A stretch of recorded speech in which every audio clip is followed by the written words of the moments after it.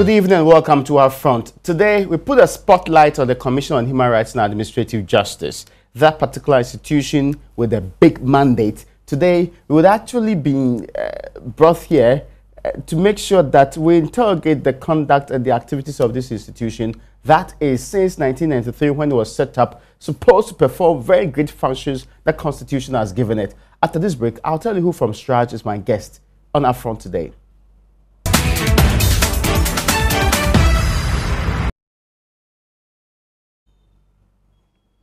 You welcome back. My name is Raymond Akwa. Our front today has the privilege of hosting the Commissioner of the Commission on Human Rights and Administrative Justice, Mr. Joseph Whittal. You have a middle name that's very difficult for me to mention. I don't know. I have tried before, but it's not always been so perfect. Do you want me to try it? Yes, maybe if you teach me perfectly. It's a Kanjole Nur.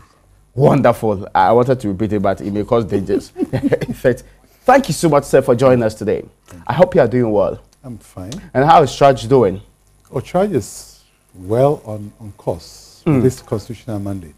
Okay, that's interesting to know because that's perhaps the issue that we are seeking to deal with in this country. There's been a lot of talk about fighting corruption with institutions, and there's been a lot of talk about independent state institutions who have been given mandates throughout the, 1992 Constitution to perform specific checks on the institutions of states. CHRAJ is one of them. How is CHRAJ delivering on this particular mandate? I think CHRAJ is doing very well in the circumstances of limited funding. I think we are doing very well. And if you give me more questions, I'll give you a good account of what we have done. I will come to that because you started from the point I wanted to actually kick off from. We are in 2018. You had the program for 2018. Of course, you did budgeting. How much did you estimate that you are supposed to be getting this year? We estimated for goods and service, which is very critical, we estimated about 10 million. And for capital expenditure, we estimated about 9 million. Have you gotten the money? Not all, but we've got some. Really? We have been allocated. We haven't received yet. Okay. So I actually see that some amount of 32 million on the appropriations bill for 2018 is what is supposed to be estimated for your setup. Yeah. Of course, some other coming from other institutions. But when you take out the 70 million, which is supposed to go into employment, how do you call it? The salaries, compensations and salaries. The rest, I see are interesting figures, 3 million, 5 million. But you told me about 10 million, so why are you getting 3 million? 3 million, yeah, that is what we have been given for goods and service. Yes. And 5 million for capital expenditure. Okay. Yeah. Is that enough? It's woefully inadequate. Woefully inadequate. Yeah. I mean, what exactly was CHRAJ be doing that requires much more money than the 3 million and the 5 million you've been given? Quite a lot. We are spread all over the country. Investigations by their very nature require expenditure, movement of staff, even sometimes, if possible, outside the country. But even within the country, you have to trace all manner of documentation, persons, to be able to put together credible information and to arrive at a credible report. That requires money. And we have a staff strength of about 800 staff throughout the country, half of whom, or more than half, are investigators who must move. We need vehicles. We need all manner of things to be able to go about the business of investigating, because that is our core function. Okay, so let me put this budgetary allocation into proper perspective. Yeah. You said that it's woefully inadequate. Yeah. How much did you get last year for goods and services? Last year we got the region of 4.5. That's more than what you get in this year. Yes, it has been cut down. Why? Well, I'm not a person to ask. We presented... But did they justify that to you? Because really, you are an institution that's supposed to be protected by the Constitution. If your budget is being cut down, there should be good reason for it. Well, I think government has its other projects which are competing for the Is it the finance ministry that cut down? The finance ministry cut down Parliament also looked at it, thought that we could have more, but that is what we could get from finance. Okay, we will interrogate these figures more when we return from this brief break. Thank you. You welcome back. This is UPfront. So we started the inquiry into what CHRAJ has been doing over the period from where it gets its money from. And that is the treasury that we're all supposed to get our money from for the state. But there's an interesting development. You had your budget for goods and services cut down from 3 million to 4.5 million. Well, of course, from 4.5 to 3 million. And you can't say that there's a specific reason why this has happened. Because it happens to be that almost all MDAs have had some cuts. So I think that's what the government But gives. the president, during the State of the Nation's address, stated categorically that institutions of state of relevance like yourself are actually being given more money rather than less money in this case. Well, he could be right because previously, I think there has been some improvement over time. But between last year and this year, there has been a decrease. But they've not given you any reason for it. No. Would CHRAJ be able to function with the 3 million? As I indicated, we will have to try to squeeze and do what we can do with that. But we could have done far more if we had more than that. Can this allocation to goods and services affect your core mandate? Surely it would. How is that going to Goods happen? and service. The service vote is about how we can perform our service. Okay. The service of this commission is about 3 broad mandates: the anti-corruption mandate, the human rights mandate, and the ombudsman mandate. Okay. Then we are also the ethics office. Mm-hmm. And so if you give us 3 million, definitely you don't expect us to perform as much as we would have done if we had 4.5. That's true. Yeah. And I mean, I've also heard some say that even the 4.5 was not as much as you deserved in this case. Certainly not. What would have been the ideal budget for you? You see, I will not talk about the ideal. Let me put it from this perspective.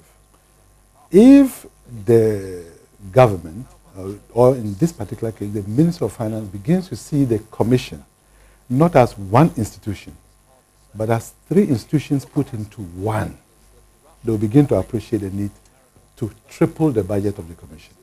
We are talking about, in other countries, this commission is at the same time the National Human Rights Institute, or the commission, is at the same time the anti-corruption agency, and at the same time the public service ombudsman. Okay. So if you put all these 3 otherwise separate but large organizations into one, and you give it funding that is less than what one of those should get, definitely something has to give. And this will be the entirety of the work of the commission? Yeah, but we would try to do our best within the means, sourcing funding from other organizations, development partners, and external sources. External sources. Would they determine your mandate? They would not, but would they influence your mandate? They could, because there's no free lunch. Is there any dangers in having to outsource such an important body, which is supposed to ensure human rights protection, administrative justice, and also fight corruption, part of its budgetary allocation to an external entity? I wouldn't say outsource. I would say, is there, would you starve it of funding that it has to look for funding from other sources? If I'm given the opportunity, I would say I would give such institutions, governance institutions, a lot of support from government directly. It would have been ideal. I mean, that's actually how it's supposed to be. Yeah. So that we are sure that you are doing a good job. Right. Is it possible that we can insulate your funding from being reviewed by the Ministry of Finance? Right. Why not? If you look at the Constitutional Review Commission, the report and the recommendations clearly indicate that there should be, government should set up a democracy fund. Mm-hmm. Indeed, there were efforts by the past regime to have what they call the Independent Constitutional Bodies Fund, much like the GET Fund, like the District Assembly Common Fund, not only for CHRAJ, but for all the independent constitutional bodies. That would ensure, 1, insulation from political pressure, from finance. Mm-hmm. and the opportunity for that funding to be adequate, because it is only they alone who would source funding from that. I think we should still look at that report and its recommendations. Well, it's interesting. Now, let's get to talk to what exactly, with more money, you could have done this year. What was your plan for the year? Or what is the plan for this year? Yeah. The focus of the commission is, one, looking at the human rights mandate, beyond the routine, standardized work that we do every day. Yeah. That is People receiving complaints, reading their complaints and all of that. And of course, I mean, you don't anticipate the number of complaints that even come in. You don't determine them in the first place. You can't determine. Very good. They come I'm talking about the things you want to do proactively yes. to ensure your mandate actually happens. Wonderful. The proactive programs that we have put down. One is to ensure monitoring, review, and follow-up of the SDGs, because that is the role of a national human rights institution. Not the National Development Planning Commission? No. They are preparing the documentation and everything meant for government to implement. Oh, okay. But we would follow through to monitor implementation and review of what government puts out as what it has done, because it's about accountability. The Commission is essentially an accountability organization. So it holds government to account for what it has gone to sign up at the international level. It holds government to account for what it says it has implemented, with an independent report to Parliament, and at the same time also an independent report to international bodies that government has to report to. Oh, okay, so you report to Parliament? Yeah, we report to Parliament. Every year, annually, we present the report. I've never seen any of these, your reports. Oh. It's not even on your website? The reports are there. On the website? 1994 to 2013, at least, they are all there. 2015, 2016, 2017, under your tenure. That is what, lack of resources can do. Okay, so we have prepared them. There are the printers. We can't pay for them. But you can put up a soft copy on the website. That will not require a printer to put up that one. We have put almost the ones that are, you remember Ghana didn't, if you go back to 1994, we couldn't really have I get you. Copies. I understand that. I'm talking about 2017. The current ones, we've put some up on our website. 2017. And we've pulled down the website. And we are putting everything up, everything that the Commission has done. I get your point. Everything. Now, I want to be clear in my mind on some of the specific things that are needed by this particular institution to operate. Yeah. This is a very important body, because if we feel that even government is not treating me well, and I do not have what it takes to really go through the court processes and all of the adversarial process that happens, CHRAJ may be the best way to deal with these issues if it falls within your remit. Right. But if you're not getting the needed resource to do some of the things you have to do, then my choices before even your commission are limited in this case. I want to be clear in my mind on this particular issue. Yeah. So the program that you have put in place, saying that the reports that you've given in 2017, did you write a report? Yes. Which specifically dictated how we are faring in human rights? Exactly. And what does the report say? Were we Quite doing a well, lot. bad? You were not doing so well in some regard, but you are doing excellently well in others. That's mixed. Do you want me to go into the details? Yes, I don't, not just details. I want to be clear in my mind. Where were we doing very bad first? You aren't doing very well when it comes to women and children. Women and children? Yeah. In Ghana? You are not doing very well. You are not doing so well when it comes to how the women's rights are treated vis-a-vis the cultural and traditional value systems that we practice here. But we don't still practice trocosi, we don't practice FGM. I thought we had outdated all of this. Oh, in fact, we had outlawed FGM in this republic. Oh, passing a law doesn't stop anything. The practice is happening. It's still happening. A lot of outmoded cultural practices are still taking place. And they're taking us backwards. Well, that's interesting. In fact, the Universal Periodic Review of Ghana, that is the area that we're doing very well. Cultural practices. At the Human Rights Council. Yeah. We aren't doing so well there. It sounds you can't marry off your children who are the child marriage. School-going age. You give them up in marriage. What do you expect about your human resource? But the gender ministry has been dealing with this particular matter in a more effective manner. I know. They're trying. But we're dealing with cultural practices. We are dealing with some communities that are almost out of reach. And girls are growing up, girls are getting married away, and you can't, governance or government is not down there. Really? Yeah. Even when we are chalking successes in reduction in these indicators? Oh, well, you know. Because I've seen reports from government which indicates that. The commission does a lot of outreach. We do public education, community outreach. We get to the nitty-gritties down there. And we are not trying to give any story that would, you know, give some credit to anybody. We want to present the objective truth. And I'm not saying that it's a bad story. I see why your report never gets to be out there. Because really, I mean, the story being told by government is that we're making improvements in these areas. And if please. Even some international bodies corroborate this improvement. There is improvement. Yes. But we must also chronicle what is not going on well. And these are just in the area of women and children's rights. Women and children are not doing well there. We aren't doing so well in some of the social interventions. Really? Yeah. Which one? Education.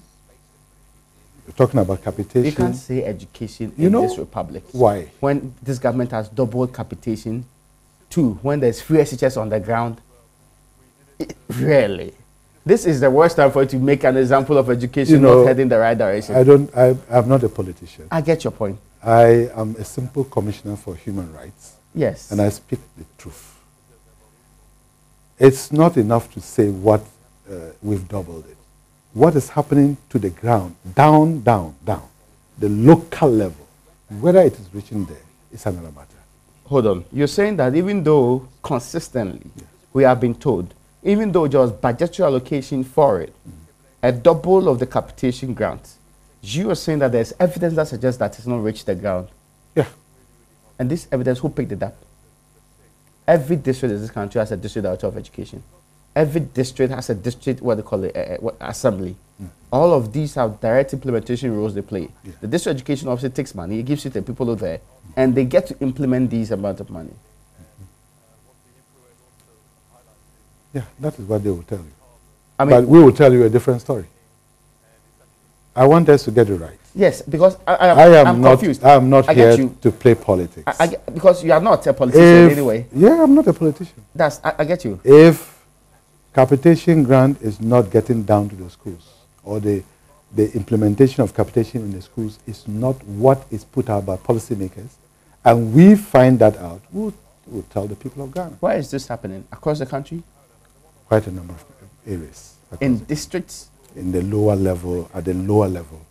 216, how many of them are actually engaged in these? I can't give you statistics, but I can give you pointers. Like, we have even got... In which areas specifically?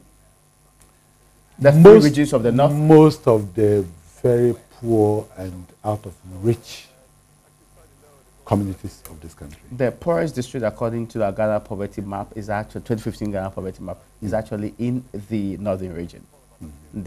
Some of them, others are in the Upper East and the Upper West. There's some in Whittal region, in the central region too. Yeah. I say these are the areas that we can boldly say that what we perceive of as doubling capitation is not being felt and seen on the ground. It's across the country. It's across the country. But this is a very serious issue. Why? It's a very serious issue because it paints a very real picture of what policy says and what the reality is on the ground. Yeah. But this is not being played out by CHRAJ. I've not seen you do a major press conference, point out to the people of this republic that even though this is the reality on the ground, it is different from what was supposed to be given to the people. We have consistently, over the past years, made our reports known, our findings. We have even given our recommendations to duty bearers, government, consistently, across the regions. Maybe before 2017, but is this issue still happening in 2017? 2018? 2017. I'm talking about last year. Yes. It's still happening. Why not? So your 2017 report will capture things like that? Yes. Why not? Okay, so is it that the money do not get to the schools? Or, for example, school heads and other people sit on the money, so the actual people who are supposed to benefit do not get the money? I think so. I think it's more of inadequate releases to the schools and then some maladministration in the schools. Okay, so let me understand this. How do we fix that problem? Because it's important when basic education is being affected this way. Yeah. Without a proper basic education, having free secondary education might not mean much. You see, the matter is not that easy. But first of all, let's appreciate one thing. That the policy in itself is a very good policy. Yes. In fact, a lot of the policies in the education sector are excellent. Very good. But there must be follow-through. Follow-through right to the ground. And we should cease from politicizing everything. Okay. Let's make sure that if we say we have doubled it, let the child in the local community appreciate that we have actually doubled it and not the political, miles that we make out of it. So that is a recommendation we have always made to government and made it clear that the politics should be independent of the reality of what we seek to address. But even, and to be fair, this is also reporting for 2018, what has happened in 2017. So it's not as if government was oblivious of the fact that all of these things have happened. When did you bring it to the attention of government that there are still loopholes in the implementation of such a laudable policy? We're yet to submit our report for 2017 to Parliament. But we have made our position known when we were preparing the Universal Periodic Review. Okay. Ghana was reviewed in 2018.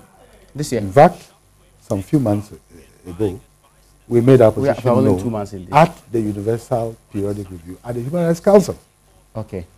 Some of the UPR, recommendations. In fact, Ghana has done very well, but some of the things that I have underlined is what are the drawbacks, and we expect the purpose is to ensure the government looks at those ones and works on them. School feeding, is it working? School feeding is not working so well. Really? Yeah. Even with the improvements and the amount of money now we are told is going to all the caterers, and because of that, you're supposed to be giving very good food to this. But you in the media, you even know that the releases have not gone down. Because how do the children feed? What we do is that we isolate cases and report them. Yeah. Because we don't have the reach and the competence to go to virtually every nook and cranny of the country, we just pick our issues. But you may have the competence to be able to do this. That's why your picture represents a fuller appreciation of the issues than what we may be able to do. Yeah. So, I'm not school feeding is not in every school.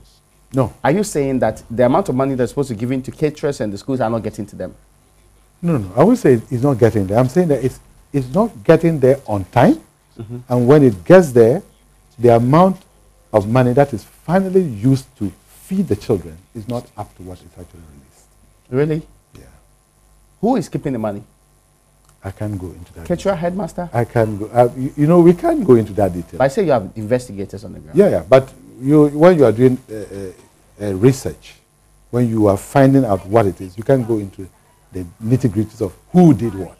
You only get the broad picture. Has this money reflected? How much money came? How did we disburse it? You can't go into knowing whether it's the headmaster or you know that. I'll talk about other social protection programs. And because education is very important, that's why I actually spent some time on that particular area. Of course, have you reviewed free SHS in this first year? No, we haven't, but we intend to do that. When is this going to happen? It's so fresh, it's so new, and we were thinking that... Yes, last year. No, it's last year, but you need... So your 2017 report doesn't capture that? You need a policy to take off. Then you can then do the actual monitoring and review. Okay, so when is it likely to happen? We hope if we have good release of funds this year, we will do it. I can see why the government really don't want to release all your funds to you. If your job is to go and check what we have done, who will give you the money to do that? But that is the nature of the commission. The commission's work is not only to go and do investigations. No. Yeah. It's an accountability institution. I see. Holding state accountable domestically by reporting to Parliament on everything the government is doing, and also reporting to the UN and other international bodies that government has signed treaties with what Ghana is doing with regard to its obligations under the conventions. I'll come back to that. Let's talk about LEAP. Is it doing well? The Livelihood Empowerment Against Poverty program. We have always been told about the number of people who are on it and the increase. There's never been a time that we've been reported that there's been a decrease in the number of people who are enrolled on LEAP. I don't think we have done a very recent study of LEAP. Oh, okay. Yeah. And the reason being? Because it's a major social protection program. If you are stretching yourself too much, I get you. In education, you've done some work. Yeah. You've not done LEAP. Have you done NHIS? We've done NHIS about 2 years ago. 2 years ago. Yeah. And what is the science there? Not good. Really? And the signals are now clear. The signals we picked up are now the reality. Is it the payment of claims? And payment of claims was an issue. There was a whole lot of mismanagement and, double claims and claims, in a manner that clearly shouldn't have been paid. And we picked those signals up, made sure that our report reflected that. And now it's very clear that the sustainability of the NHIS, which we signaled, has come to pass. Really? Yeah. But government says it's clearing all the debt in the area. Well, that's fine. But if you clear, you must now put it on a path of sustainable growth. If you clear and you go back to the way it was, there'll be a problem.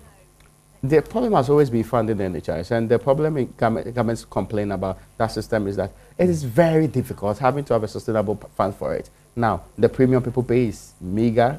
The NHIS fund, the VAT for it is also very small. So you always have to find very ingenious ways of getting the money, which means you owe the people, actually. Is health important to us? Yes, it's actually a priority. If health is a priority, you put all your money where your mouth is. That is very important. If you go to England, the National Health Service is guzzling a lot of the money. Why do you expect that you wouldn't spend? Because it's an insurance. You and I may not go to hospital, but somebody would take advantage of what we have paid to be cured of an illness. Yeah. So let's put our money where our mouth is, and let's leave the politics out of it. That's interesting. Yeah. Now, the other thing that, so let me actually let you lead this particular space. So beyond NHIS, which other social protection program has been reviewed by CHRAJ recently? No, not social protection, because we have other programs we do. Which one is that? We have, we've done a research. We're about to put out the findings right now on coastal communities and education. And education? Yeah. You're still on education? Yes. It's what's the findings showing? The findings are also not so good. Why they are not getting kids to go to school? We have built the schools. Mm-hmm. We have not understood the reasons why the children would not stay in school, but would prefer to go and fish. And so the schools are there as white elephants. Oh, wow. Kids are abandoning the classroom to go and fish. Exactly. I thought we were getting more of them into the schools rather. That's why we lure them with all of these lofty ideas of free sundials, free meal per day, and all of that. It's not working. It's not working in the communities along the Volta that we did the research. Along the Volta River? Yeah. We'll put that. Yes, I can send a copy. Of course, I'm interested in knowing a very well-researched paper with complete recommendations as to how we can tackle the issue of education in the riverine communities in a manner that would not just be building the schools, but making sure that teachers stay to teach and students stay to learn and not go fishing, because it's about livelihood. Mr. Whittal, I want us to actually move into the investigations you've done. Because your work actually is not only about some of these research works that you've done. And before I move into that area, so when you do your research work, who do you give it to? It's not just research. It's part of our monitoring. Reporting. So you monitor. Reporting, review, and we send a report to Parliament. Parliament. Special report to Parliament. Yeah, like the Auditor General's report. They do very little with it anyway. Well, Parliament has oversight over the executive. They are supposed to use it. That role you and I know hardly works. Why do you say that? This is a sovereign parliament of Ghana. Really, it's barely a rubber stamp. It's been entrenched in literature. I don't have to say it to you. You know that. Even the Speaker of this Parliament in the year 2014 made a similar point in his article, Parliament of Ghana, Quo Vadis. He made the point that many believe in this republic that has been reduced to a rubber stamp. So it's not surprising for you to... Well, fortunately, he's not the Speaker, so Quo Vadis has arrived. He is now. Well, that's interesting. I expect a lot more from him. Okay, we'll talk about that, but I wanted to know whether you gather reports and you can insist that people should be prosecuted for misbehaving or doing things wrong. Can you? Oh, when you say we gather reports? As in, for example, if you go and investigate how, let's say, capitation grant is being misused or not actually getting to the ground, and you pick up people who are engaged in corruption or some other acts that are not supposed to be in tune with the law, can you recommend their prosecution? No. It is mostly when the mandate to investigate is triggered by complaint. Yes. That is what leads to that. Okay. But for research, so monitoring is really getting to alert us of what's happening. Yes. It's about checking on government's implementation of its programs, whether they are working well, and our recommendations as to how they can be tweaked to work better. That's it. That's it. You can't recommend prosecutions. You cannot recommend prosecution from a monitoring report. That's it. No. Okay. Now, I want to believe that you've done in other areas, and maybe we'll talk about these other areas. But you've been doing investigations too. Yeah. Under your tenure, how many have you carried out? My tenure has been since '93. I've been in the commission for a long time. I mean, as a commissioner. I mean, of course, you've done a lot of work in this. But since you became commissioner? On the average, we have a throughput of 13,000 complaints. 13,000 complaints? That come to the commission, and we process at least 11 to 12,000 a year. Categorize them for me. Okay, so I want, for example, last year, 2017, how many of these complaints did you receive? We got 9,600 last year. There was about 2,700 that were pending. So you add it up, that takes it towards the 12,000 thereabouts. Okay, so 12,000 a year. Yeah. What are they predominantly on? Predominantly on human rights, access to justice in the rural areas. Our services are free, and so we are actually the court of record in the communities. Really? Right? Because the local communities, they can't go to court. They can't pay the fees.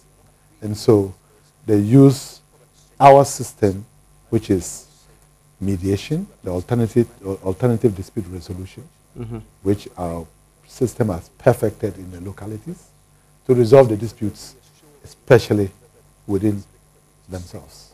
Oh, okay. Yeah. That's interesting. So that's one. Yeah. So human rights abuses. Human rights abuses.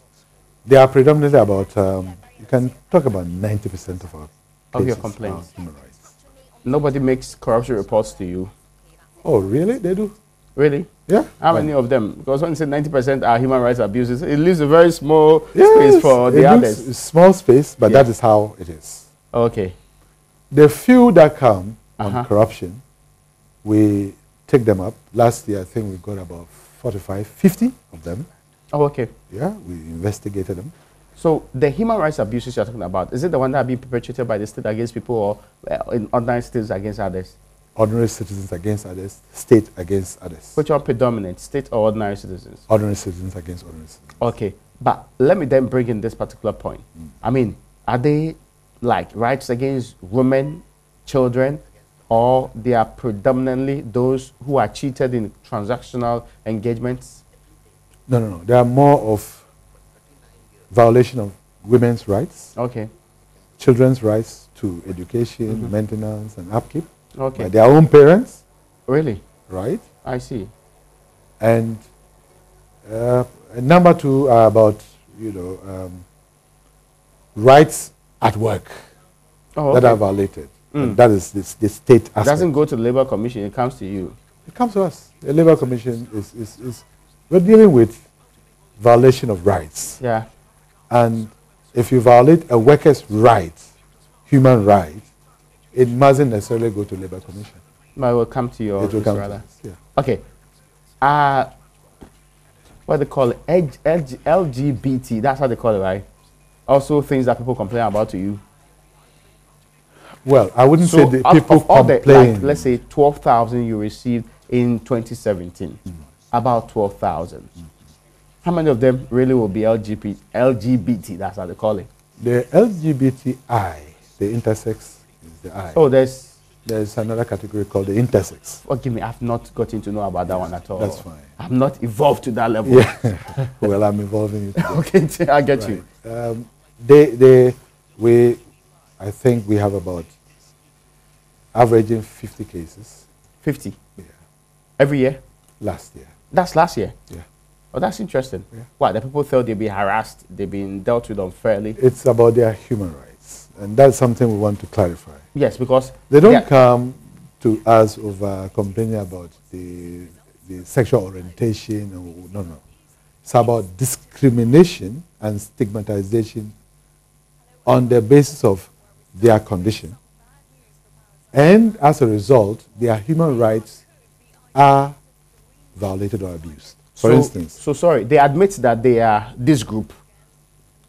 Is that what? Or they are being perceived as in a group? Exactly. They are being perceived as this type of people. And that's why. And as a result, they have a running tenancy. The landlord thinks, or the tenants think, they can stay with this person, even though his tenancy is running, and so he's ejected or thrown out, and cannot. Is that wrong? Is that wrong? I should be asking you. I'm asking you. You are the one who knows the laws about discrimination. Really? It's discrimination. Don't people have the right to say we don't want to live in the same environment with LGBT people? People don't have the right to say so. Well, not under the Constitution of Ghana. Really? Right. So the person admits to you that I am gay. No. They don't admit that they are gay. There is no admission. It's a perception. They say that people believe they are. Uh-huh. Oh, okay. And as a result, they proceed to discriminate against them. Oh, okay. Treating them differently from other people because of that perception, which could be wrong.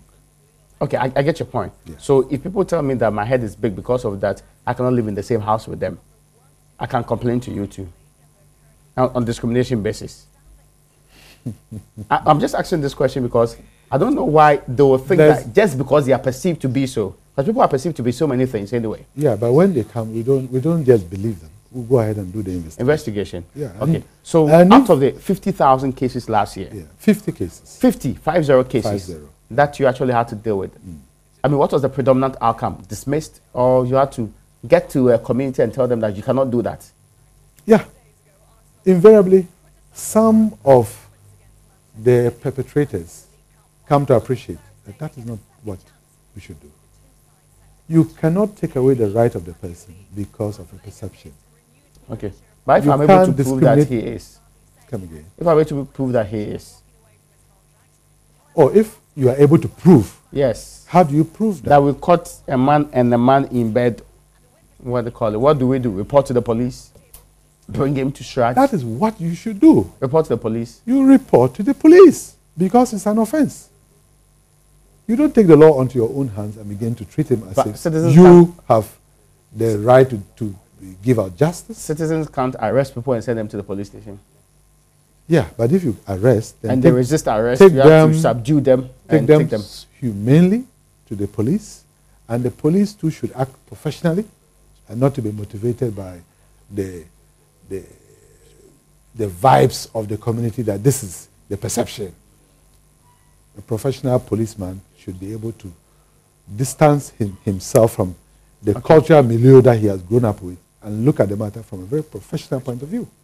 You know, a Human Rights Commission cannot but be a Human Rights Commission. I get your point, but my only difficulty in this particular case is that It looks to me, so what, when you go there, people hear them, when, for example, they come to report to you, then you go and talk to the families, then people say, okay, now we'll live with him peacefully. That's all. Or they are the family is prosecuted or something. Let's not conflate the orientation Yeah. with what we investigate, which is the human rights abuse that would have come to us. Okay. We are interested in the human rights abuse, not the orientation. So we don't deal with the orientation. The orientation are matters that the police ought to take forward, but we will handle.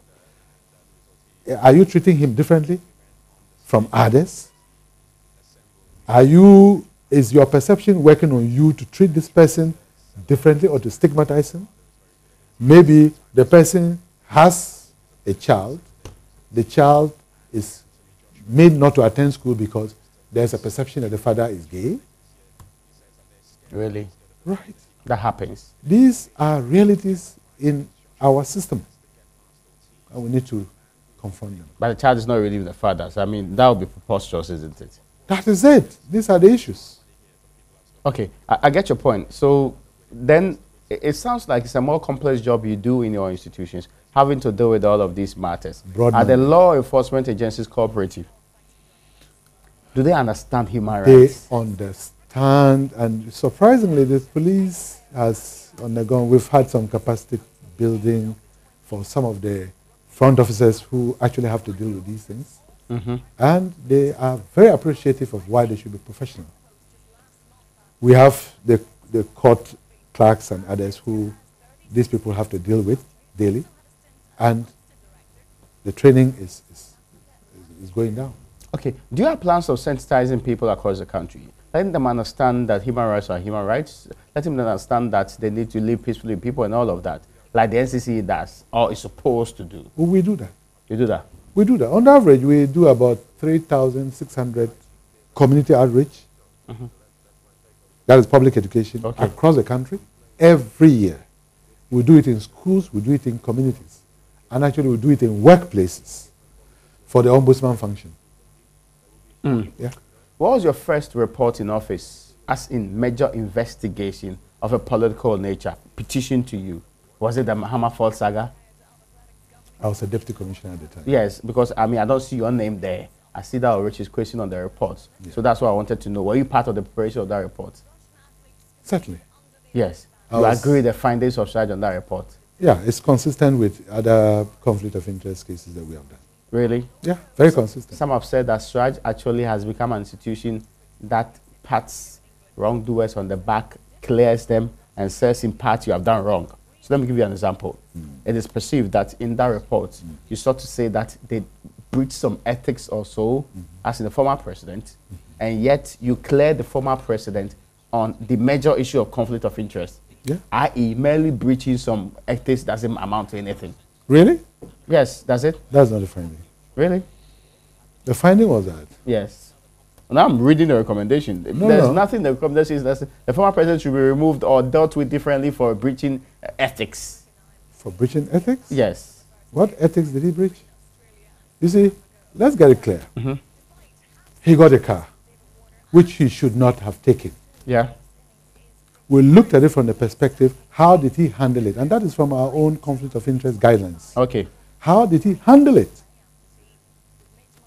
The findings show that when he was informed that the vehicle had been delivered at the castle or the Flagstaff house, he told them, put it in the presidential pool. If he had said, take it to my house, or make sure that it is put in my name, we would not have a problem. Okay. We made sure that we traced the vehicle. Even the president was on a tour to Kumasi. We requested to see the vehicle. The vehicle was made available to us. It was retrofitted. It had armored plating and all that, meant for presidential fleet. How can you say somebody has converted that into his personal benefit? It was, for all intents and purposes, that was I would say, a state vehicle. So our finding that there was no conflict of interest was consistent with our own conflict of interest guidelines and consistent with the Code of Conduct bill, which we had actually pushed.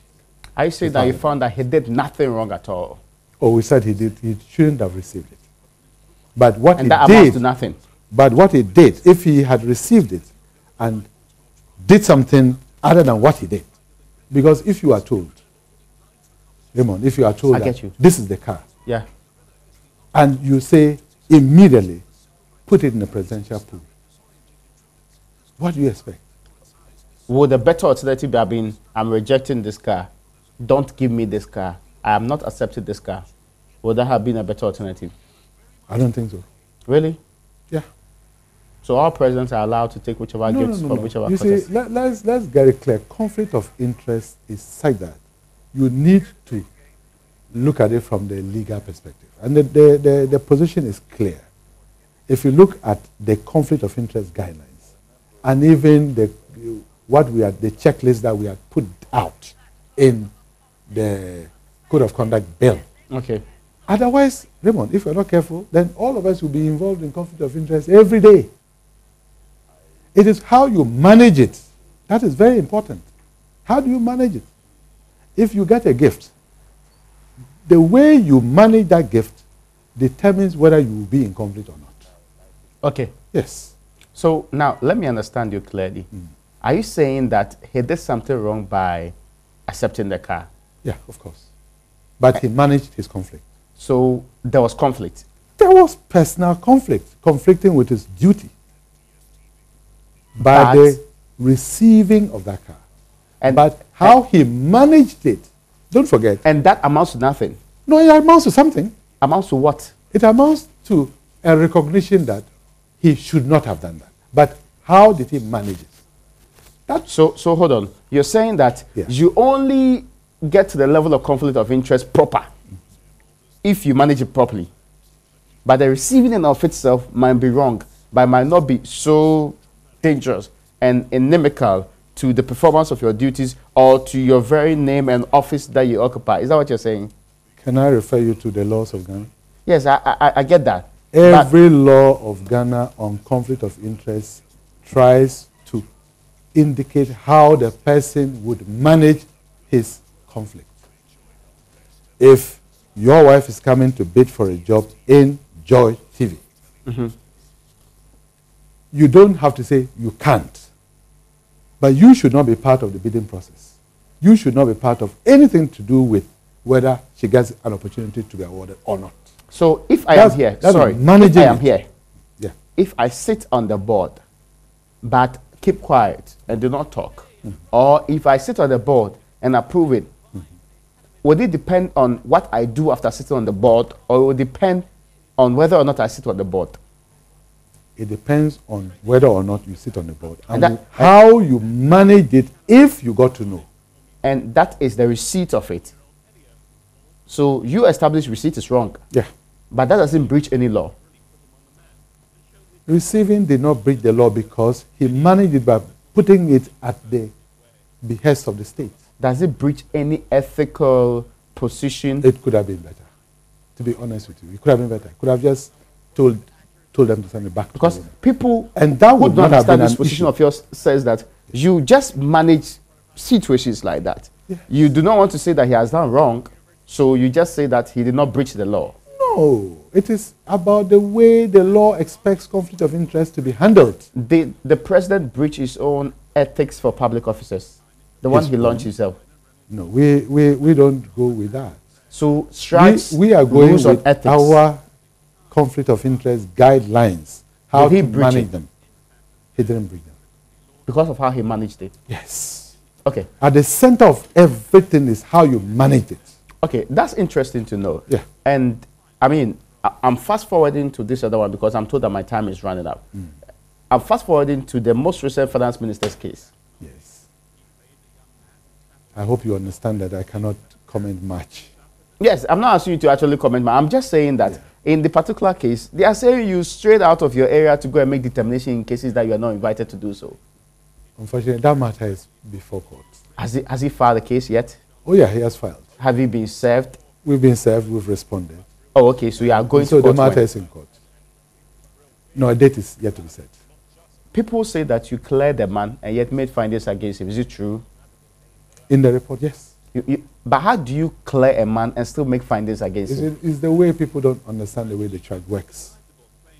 He was cleared of conflict of interest. Yes. But if you look at Article 287, very well, of the Constitution, it says, the Commissioner shall take appropriate steps regarding the results of the investigation. The results of the investigation were that we saw that the Public Financial Management Act had been breached. Those findings are obvious. They're obvious. But hold on. So we had to. So you gave me a medium and a serious job to do. I didn't know how to go about it. On one hand, he's been cleared. On the other hand, he's not been cleared. He was cleared. What was the crux of the petition before you? It was cleared of conflict of interest. Was that the crux of the petition before you? Raymond, I know you are really, you want us to discuss it. No, but I want to go into the details. I just want to know. Constrained. I get you, and I appreciate that very much. All that is part of, you are not aware of what has been served on us. So the crux is part of it? The crux is part of it. Really? Yes. So I need to be very, very careful in this particular matter. Right. I mean, this is not the first time you've been sued anyway. Oh, yeah. You were sued in the Anani case. We are always sued. Okay. We are always sued. Now, there's a thinking that the CHRAJ in and of itself, as an institution, has political influence and control. Is it true? Well, I take the position that every constitutional body, by its very nature of establishment, is political. Okay. Not as in partisan. Yeah. But you've been set up to play a political role. But does it have external government, presidency, specific partisan politics control and influence over? Under my tenure so far, none. You were appointed by the former President Mahama. Yes. In December, in the run-up to the election. Right. Just around the same time that you are just finished clearing him of conflict of interest. So when we connect the dots... What has that got to do with it? When you connect the dots, we're saying that he thanked you for doing a good job in this case. Raymond. You disregard that? You have to I know that you've been in that. Yes, I know that you've been in the I've been deputy commissioner for 5 years. I get your point. I was director legal. Yes, but I've been there. I get your point. But any other person could have actually been appointed from outside or within. Yeah. The argument I'm bringing to, which is not even to do with that, is should we insulate CHRAJ from appointment by the president or any other person? Because I've heard people have made proposals in this direction, including the former commissioner, Emil Short. He's entitled to his opinion. Do you agree?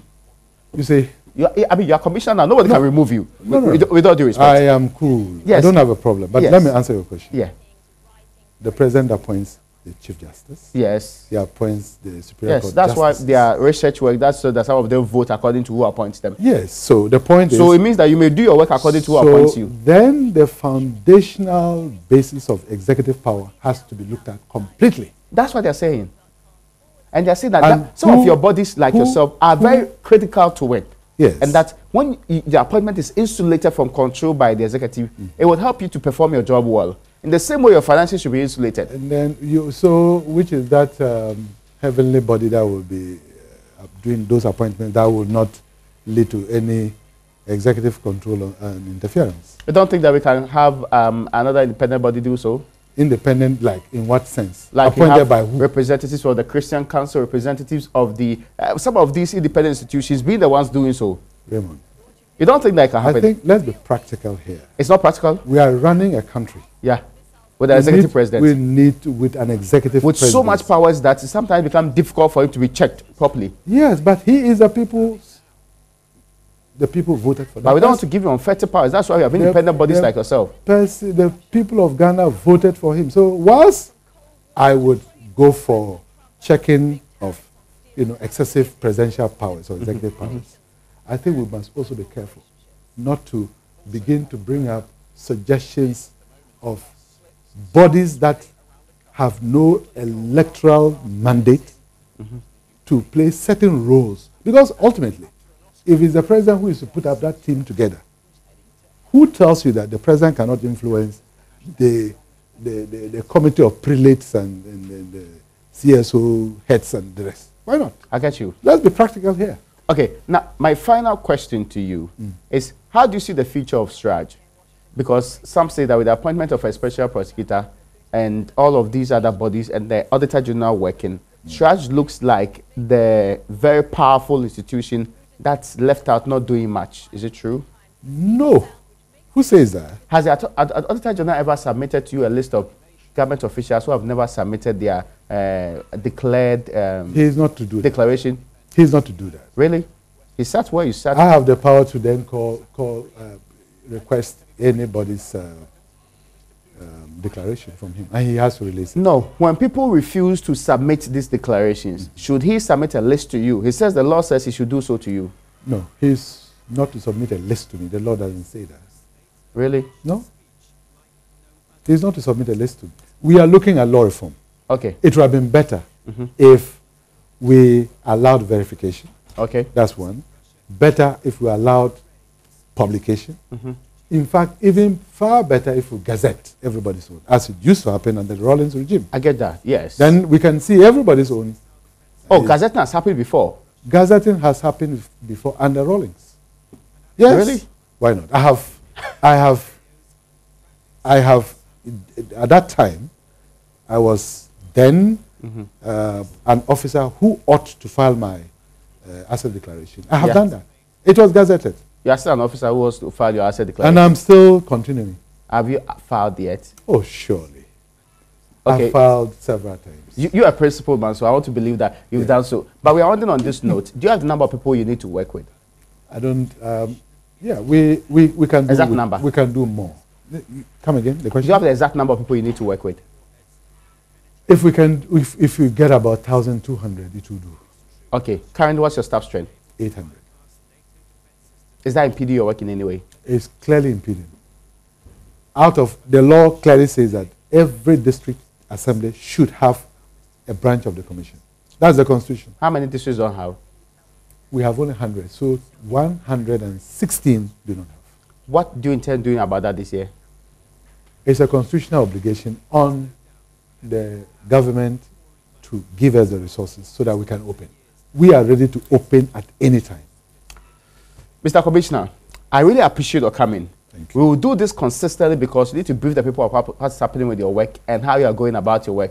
I've been enlightened about your duties, and I appreciate your coming here today. Thank you. Thank you so much for joining us. My pleasure. Well, folks, that's where we end UPfront for today.